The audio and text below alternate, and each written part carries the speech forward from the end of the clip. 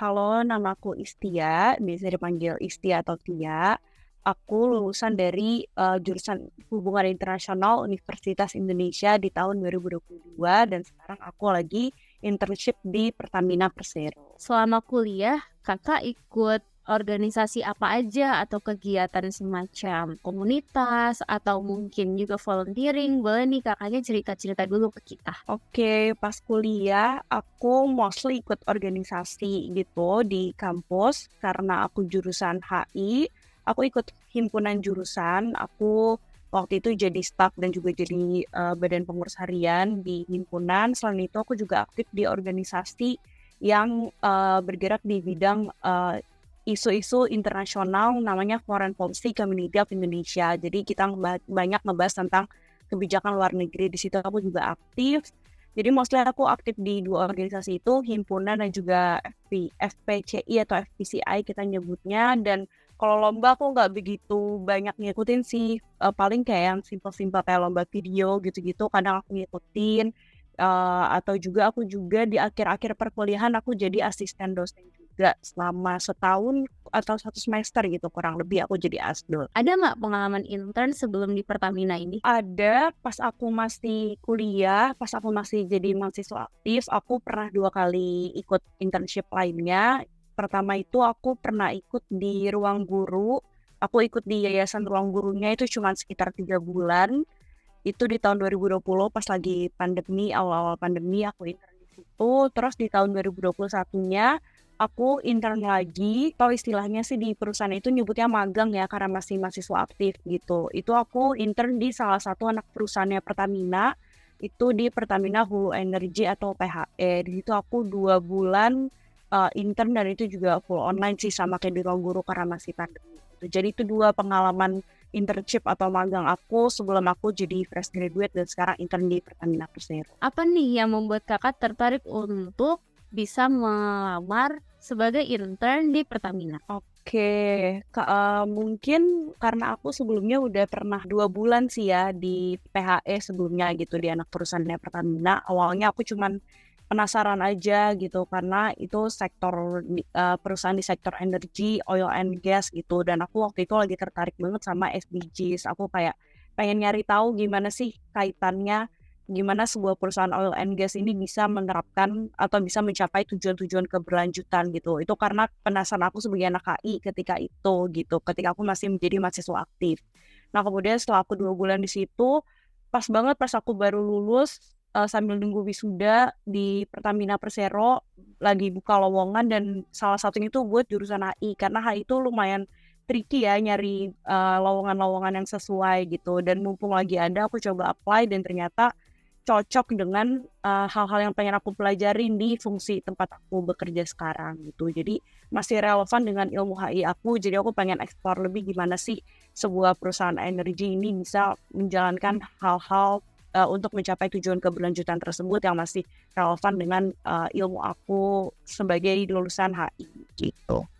Gimana nih rasanya pertama kali bisa masuk sebagai intern gitu? Rasanya pertama excited dan juga masih banyak linglungnya kali ya, karena masih fresh graduate banget, masih bingung nih apa yang harus dipelajarin, apa yang harus dikerjain, dan lain-lain sebagainya gitu. Dan juga pasti tuntutannya lebih berbeda gitu, karena ketika dulu aku magang dan juga intern, karena BTW di Pertamina itu ada 2 istilah yang berbeda antara magang dan intern. Kalau magang itu khusus untuk mahasiswa aktif yang masih kuliah, jadi pas di PHA itu aku sebutannya magang atau praktek kerja lingkungan. Nah, meanwhile untuk yang fresh graduate itu nyebutnya internship gitu. Jadi ketika aku sekarang menjadi intern, pasti ada job desk dan tanggung jawab lebih yang akan aku lakukan dan yang akan aku jalankan di Pertamina gitu. Jadi ketika aku menjadi fresh graduate lebih excited dan penasaran sih apa sih yang bisa aku lakuin dengan ilmu yang aku punya di perusahaan yang besar gitu, di BUMN terbesar di Indonesia. Lebih ke excited-nya itu sendiri sih.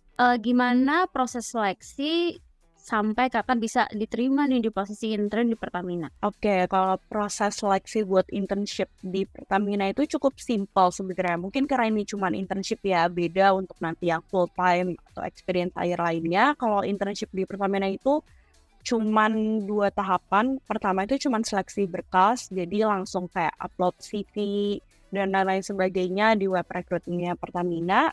Habis itu dilakukan seleksi berkas, kalau lolos seleksi berkas nanti langsung dapat panggilan interview. Interviewnya juga langsung sama usernya, nggak lewat interview dengan HR-nya gitu. Jadi cuma 2 tahapan itu aja. Kalau lolos dari interview user nanti langsung di-announce untuk keterima dan langsung proses untuk onboarding dan sebagainya. Jadi cukup simple sih.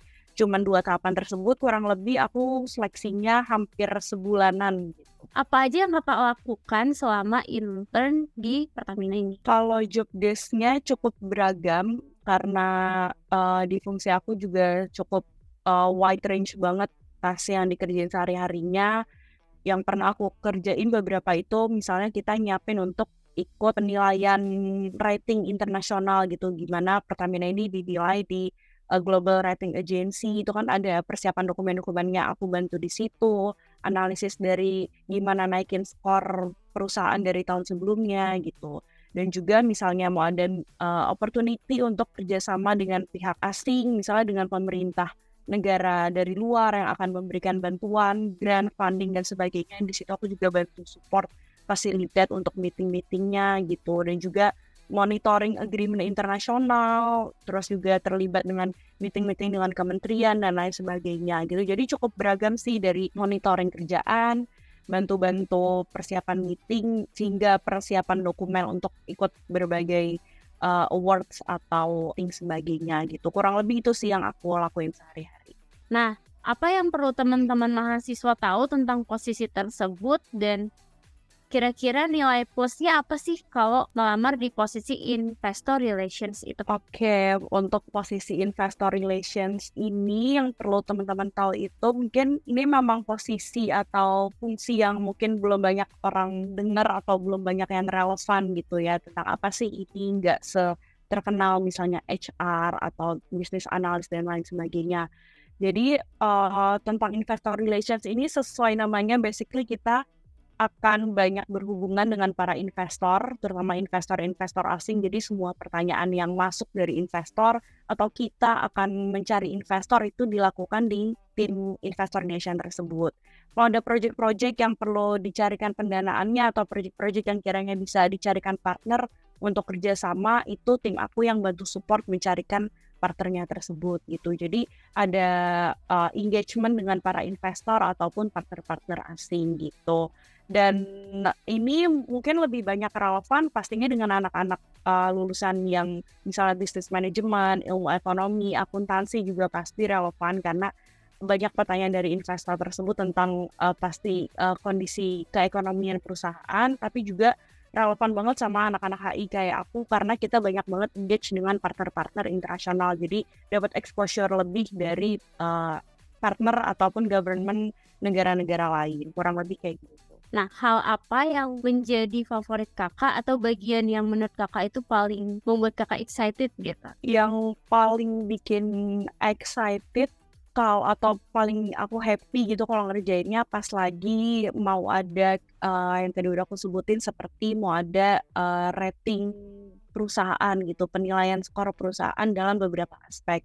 Misalnya tentang seberapa transparan perusahaan, seberapa serius perusahaan menangani climate change dan lain sebagainya. Nah, aku itu paling excited di situ karena aku bantu untuk analyze di apa-apa aja sih penilaian kita yang masih kurang, harus di-improve di bidang apa-apa aja. Gimana kita harus bikin narasi jawaban se-concise mungkin biar dapat hasil yang bagus. Karena itu semua hasil-hasil skor yang bagus dari rating dan juga skor tersebut nanti ngaruh nih ke penilaian investor, kira-kira tertarik nggak sih dengan invest di perusahaan kita, apakah skornya bagus atau enggak. Jadi aku lebih tertarik di situ karena itu banyak challenge dan puzzle-puzzle yang harus disusun, kira-kira gimana sih cara naikin skor buat perusahaan lebih bagus tiap tahunnya gitu. Bagaimana untuk hal yang Kakak kurang suka? Yang paling kurang aku suka mungkin secara kerjaan aku oke-oke aja, tapi mungkin karena banyak banget perintilannya yang harus dikerjakan, jadi itu terkesan lebih ribet gitu. Dokumennya banyak banget yang disiapin, yang diurus.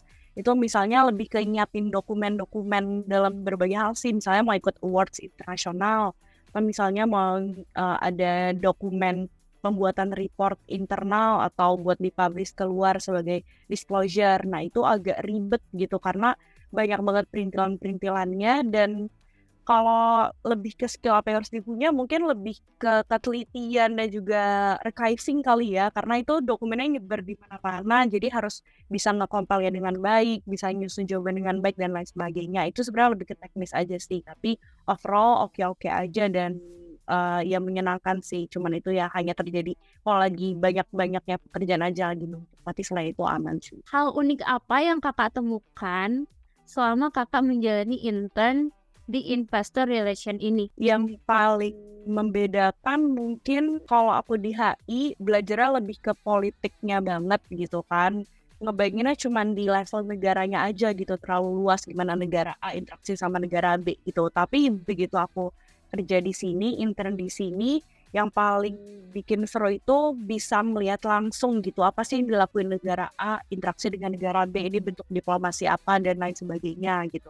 Misalnya mau ada kerjasama Indonesia sama Afrika atau Amerika mau ngasih bantuan ke Indonesia, misalnya lewat Pertamina. Nah di situ aku paling excited karena aku kayak, oh ini ya bentuk asli dari diplomasi yang selama ini aku pelajarin gitu. Aku engage langsung di situ, meeting sama Kemlu, meeting sama Kementerian BUMN untuk menyiapkan semua acaranya gitu.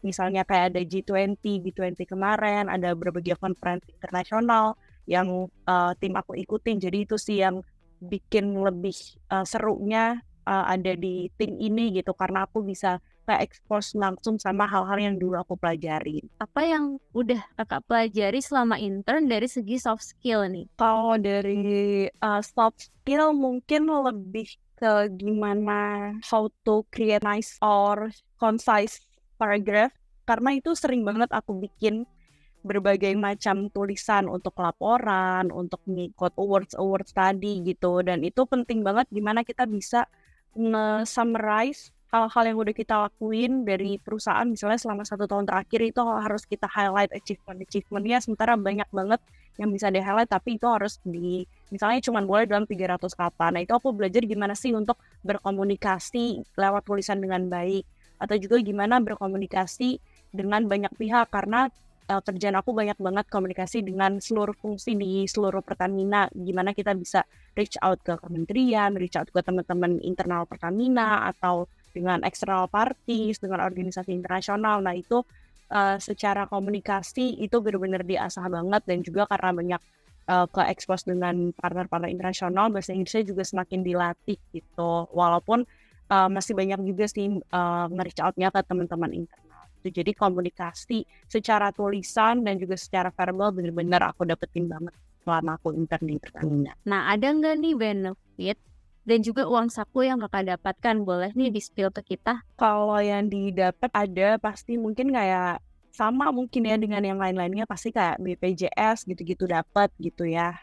Terus kalau uang saku itu aku dapat per bulannya kurang lebih 3 sampai 3,5, tapi ini bisa beda-beda ya, mungkin tiap anak perusahaan bisa sesuai kebijakannya masing-masing.